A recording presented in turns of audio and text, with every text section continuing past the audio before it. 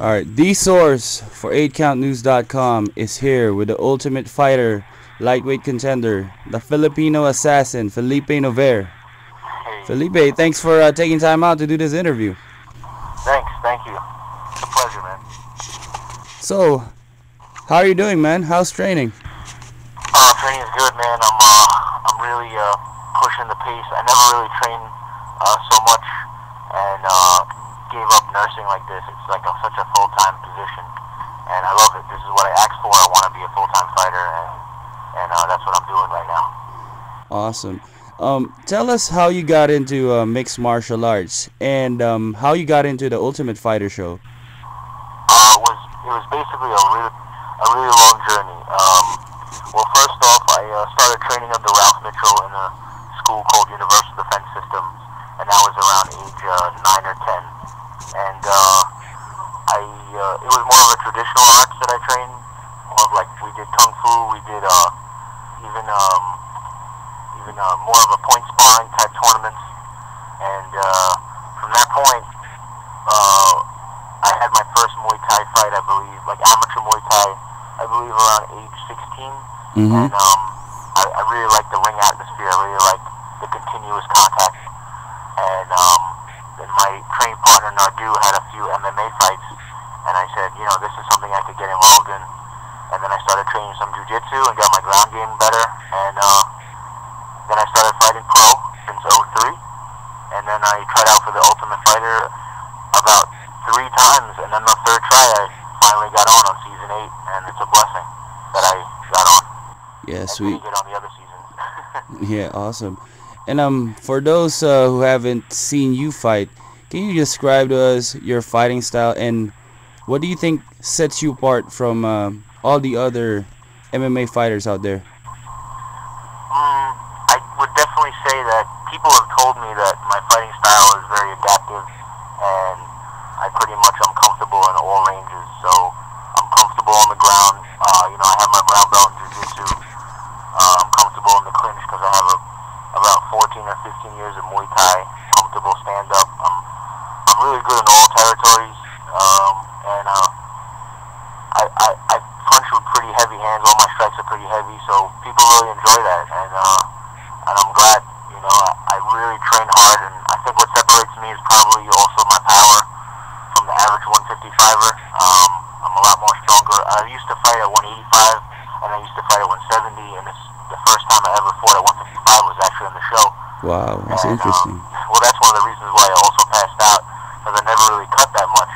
But now my body's used to it, and I like fighting at 155. I feel like I could just throw someone out of the cage. Awesome. Well, I was gonna get to that. I wanted to ask you about what happened when you fainted on the first episode of the show. And do people at the show give you a hard time for that? You know what? Right when I fainted, that's immediately a few minutes later, we had the fight picks. So we had the matchup, and Joe Duarte already had the matchup against me. And from that point on, Joe played that real dominant role and played that real, he sold himself real well. He told everyone how good he was.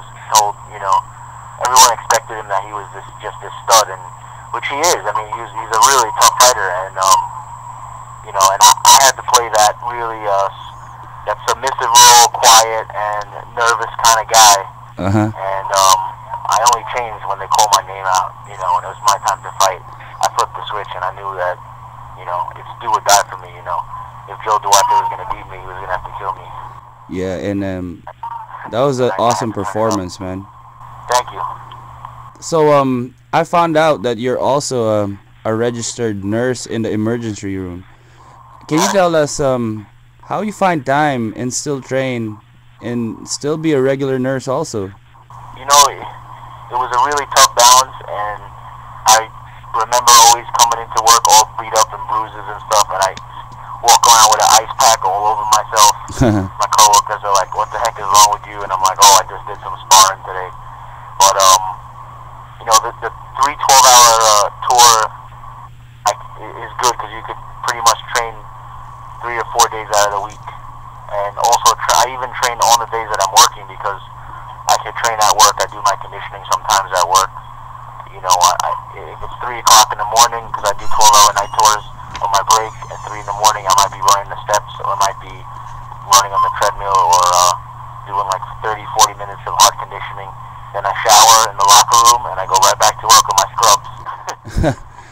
So, describe to us how it is being a nurse and a fighter at the same time. I mean, is there any relation between the two fields?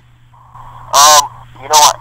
The only relation I could say is that I really, from day one, before I pursued either path, I really was interested in the human body. I really appreciated everything about it, and I just wanted to study it. So, the best way to study it is from both angles. So I studied the way to heal, how the processes of anatomy and physiology, and I went to school for that. And then at the same time, I studied the physics and the abilities you can use to destroy the body, using physical combat.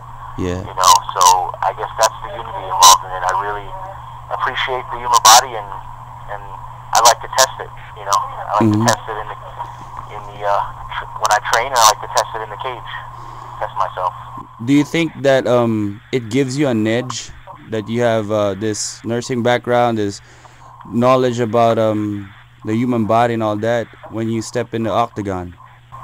I do think that working in the ER as a nurse gave me a bit of an edge when I fought, because working in the ER at night, and I worked in such a busy hospital, and it was Coney Island Hospital in the ER, and man, I got to see pretty much everything there is to be seen from the entire spectrum of people. So nothing was surprising me. I could be really sleepy at 4 or 5:30 a.m.